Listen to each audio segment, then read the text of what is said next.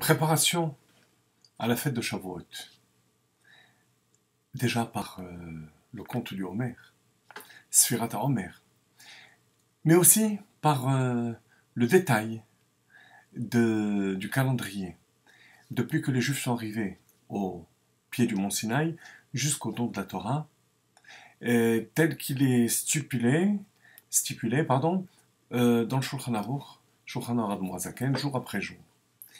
Et bien que la Kedusha, la sainteté d'un Shabbat ou d'un Yom Tov est supérieure au jour qui les précède, à plus forte raison pour la fête de Shavuot, puisque jusqu'aux derniers instants avant l'entrée de la fête, on est au niveau où les mondes inférieurs sont déconnectés des mondes supérieurs. Comme le Midrash dit, Gzera, il y a une coupure entre Tartonim et Elyonim. Ce n'est qu'à Shavuot qu'il va y avoir cette connexion, cette fusion entre les mondes inférieurs et les mondes supérieurs. Donc, aucune commune mesure entre avant Shavuot et après, mais d'un certain point de vue. Pour deux raisons. Tout d'abord, du fait que la cause, la siba d'une chose, est toujours d'un certain point de vue plus haut que la chose qui est conséquente à cette raison. Mahamar du Rabbi Maharaj, Tavresh Lamed Zayin, où il développe cette idée, la siba est plus forte et plus puissante que le Mesouvav. Et puisque ce sont ces 5 jours qui précèdent Shavuot, qui préparent Shavuot, de ce point de vue, ils sont plus hauts que la fête de Shavuot. Mais il y a une deuxième raison, propre à la fête de Shavuot. C'est que le but de Shavuot, de Matan Torah, c'est comme on vient de le dire, relier les mondes inférieurs avec les mondes supérieurs. Or, lorsqu'on arrive à Shavuot même, au don de la Torah, il n'y a pas de chidouche, il n'y a pas de particularité au fait de relier le supérieur à l'inférieur. Parce que c'est la fête même qui donne cette puissance.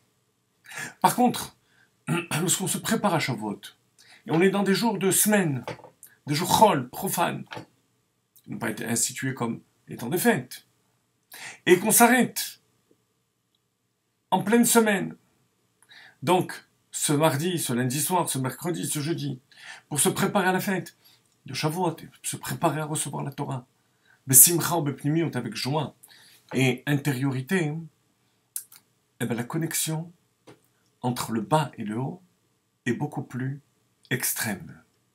Et de ce point de vue-là, la préparation à la fête de Shavuot est supérieure à celle de Shavuot. Est supérieure à la puissance de Shavuot. Parce que le chidouche, ce qui est provoqué pendant ces jours-là, est beaucoup plus intense, puisqu'on prend le profane du juif, le chol, et on l'élève dans la préparation à la fête.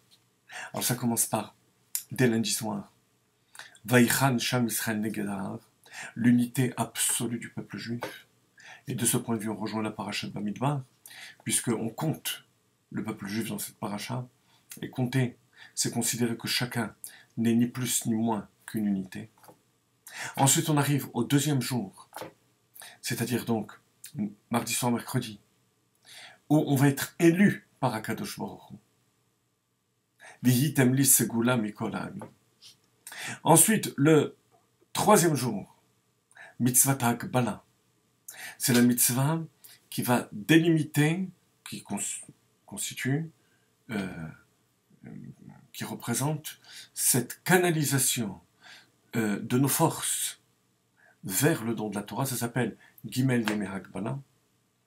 Le jour d'après, quatrième jour, vient s'ajouter mitzvah prisha, se séparer des choses matérielles, pour mieux s'élever lors du cinquième jour, où on va dire Naas Venishma, où on va s'annuler totalement, on va se soumettre totalement à la volonté d'Akadosh Baruch Hu, pour enfin, le sixième et cette année, excusez-moi, ça tombera Shabbat, Naaseh Benishma, pour enfin arriver au 6 Sivan, qui sera samedi soir, dimanche, la fête de Shavuot, où on va recevoir la Torah, Besimcha ou Bepnimiut.